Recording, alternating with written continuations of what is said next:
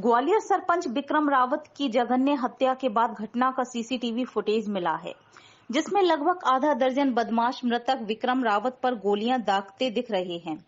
यह सभी बदमाश मुंह पर साफी लपेटे हुए हैं। घटना की सीसीटीवी फुटेज देखने से महसूस होता है कि हमलावर पहले से ही घात लगाए मृतक विक्रम रावत का इंतजार कर रहे थे। जैसे ही सोमवार सुबह विक्रम अपने अधिवक्ता प्रशांत शर्मा से मिलने उनके कांति नगर स्थित आवास पर पहुंचे, ठीक उसी समय आगे और पीछे बाइक से आए बदमाशों ने उन पर ताबड़तोड़ फायरिंग कर दी। गोलियां लगते ही वह निढाल होकर जमीन पर गिर पड़े। जाते जाते एक बाइक सवार ने उनकी गर्दन पर सटाकर गोली मारी। घटना को लेकर क्षेत्र में तनाव है। गांव में हमलावरों के कुछ घरों में आग लगाने की भी खबर है। इस मामले में मृतक विक्रम सिंह की पत्नी नीतू रावत ने बीजेपी के भितरवार प्रत्याशी मोहन सिंह राठौड़ पर हमलावरों का साथ देने और संरक्षण देने का आरोप लगाया है। इसे लेकर राजनीति भी गर्मा गई है। फिलहाल पुलिस इन हमलावरों की तलाश में जुटी हुई है। गांव में जिले भर के फोर्स को तैनात कर दिया गया है। पुलिस का कहना है कि किसी भी हमलावर को छोड़ा नहीं जाएगा। मृतक की पत्नी नीतू ने मोहन सिंह राठौड़, ओम प्रकाश रावत, मुकेश रावत आदि पर हत्या करने का आरोप लगाया है। नीतू रावत का कहना है कि उनके पति कांग्रेस के सक्रिय कार्यकर्ता थे। उन्होंने पिछले दिनों रावत समाज का एक कार्यक्रम आयोजित किया था, जिसमें कांग्रेस के संभावित प्रत्याशी लाखन सिंह यादव शामिल हुए थे, जबकि मोहन सिंह राठौड़ भाजपा के हैं। वह नहीं चाहते थे कि विक्रम सिंह रावत उनके विरोधी दल के नेता लाखन सिंह का साथ दें। इधर गांव में तनाव देखते हुए बड़ी संख्या में पुलिस फोर्स तैनात कर दिया गया है। कुछ घरों में आग लगाने की भी खबर है।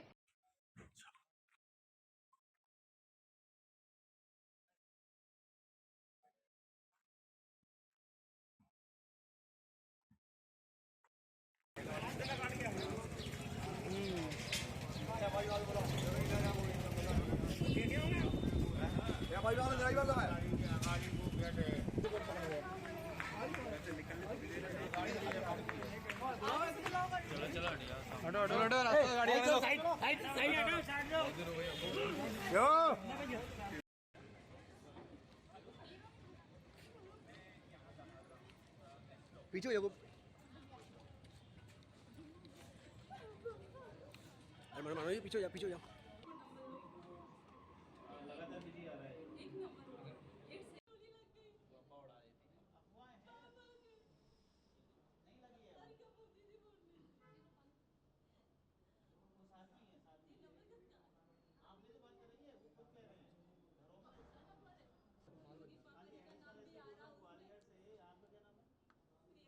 मेरे देवर का मर्डर करवाया। उसी केस में ये 2 साल से सुबह से हम दिन रात घूम रहे थे कि मेरे भाई को न्याय मिल जाए, और उन्हीं लोगों ने आज मुकेश रावत ने आज मेरे पति पर गोली चला दी। और उसमें मोहन सिंह राठौड़ का साथ है, ओम प्रकाश रावत का साथ है, और भी बहुत सारे लोग हैं। मुकेश का और कृष्णा रावत, मुकेश की पत्नी, उसका भी साथ है। सभी का सबने मिलकर पूरा षड्यंत्र के साथ में सबने मेरे पति को मार दिया। दो हत्या कर दी हमारे घर में। ये कानून ग्वालियर में ही तो रहते हैं। अभी जो गोली चलाई थी कहाँ थे? वकील के आए थे भाई, भाई को भाई के लिए किसी सिलसिले में आए होंगे, कोई कागज आवेदन वगैरह देने आए होंगे, क्योंकि 13 तारीख को बोल रहे हैं भैया 13 तारीख आया हूँ। उनका कोई तारीख वगैरह थी कहाँ? मोहन सिंह राठौड़ का, मोहन सिंह राठौड़ को MLA का टिकट मिल गया था। मेरे पति लोकप्रिय जनता के थे, इसीलिए वो मुझे कहते थे मैं सच्चाई का साथ दूंगा। मोहन सिंह राठौड़ ने पहले भी गुंडागर्दी करवाई हमारे क्षेत्र में, आज भी मेरे पति को मरवा दिया। मोहन सिंह राठौड़ पिता को भी नहीं मरवाया साले ने। हाँ, मेरे पति से मोहन सिंह राठौड़ को डर था, क्योंकि 4 दिन पहले संजय का फोन आया था। उनका कौन है संजय? मैं जब अपने पति को नाश्ता दे रही थी, स्पीकर पे था मोबाइल, तो कह रहे थे कि तुम्हें मोना में आना, मीटिंग है।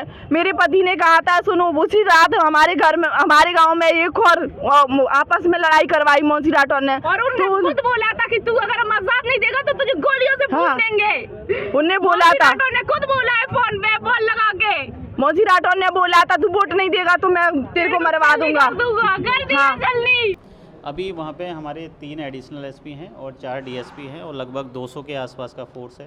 पूरा मैं बलवा सामग्री के है और लगभग 4 से 5 हमने वहाँ पे जो फायर ब्रिगेड है वो पहुँचा दी है। 3 एम्बुलेंस हमने एहतियात के तौर पे पहुँचाई है। अभी तक किसी भी तरीके की कोई जन हानि की सूचना वहाँ से नहीं है और उम्मीद करते हैं कि कोई पुलिस हर एक घर को देख रही है, आग बुझाने की कोशिश कर रही है। कुछ तंग गलियां हैं जहाँ पे फायर ब्रिगेड नहीं पहुँच पा रही है, वहाँ पुलिसकर्मी पूरी आग बुझाने की कोशिश कर रहे हैं। सर सूचना क्या मिली थी पूरी जिस वजह से फोर्स रवाना करना पड़ गया? ये मतलब सूचना ये थी कि जो आज सुबह एक मर्डर हुआ है उसी के एक रिएक्शन में जो दूसरे पक्ष के लोगों के कुछ वहाँ पे जो बाकी घर वाले थे उनको कुछ घर वगैरह में तोड़फोड़ करने की कोशिश की गई और कुछ घरों में 2-4 घरों में आग भी लगा दी। तो उसी सब चीज़ को कंट्रोल करने के लिए और चूँकि अब अंतिम संस्कार भी वहीं गांव में होना तो किसी भी तरह की कोई अनहोनी घटना वहाँ पे नहीं हो, उसी को रोकने के लिए एहतियात के तौर पर हमने पूरा फोर्स वहाँ पे लगाया है। परिवार की बिटिया भी आई हुई हैं, उनसे भी आपकी चर्चा रही है, उन्होंने कहा कि गोलियां चल गई, कुछ भ्रामक जानकारियां भी निकल रही हैं? नहीं, इसमें अभी क्योंकि फोर्स ऑन ग्राउंड है, गांव में लगातार घूम रहा है, आग बुझा रहा है और हमारे सभी वरिष्ठ अधिकारी एडिशनल एसपी साहबान वहाँ पे है, तो भ्रामक जानकारी आने का तो कोई सवाल नहीं है। हर एक घर को छाना जा रहा है, हर एक घर को खंगाला जा रहा है कि किसी भी तरह की कोई उसमें दिक्कत परेशानी नहीं हो।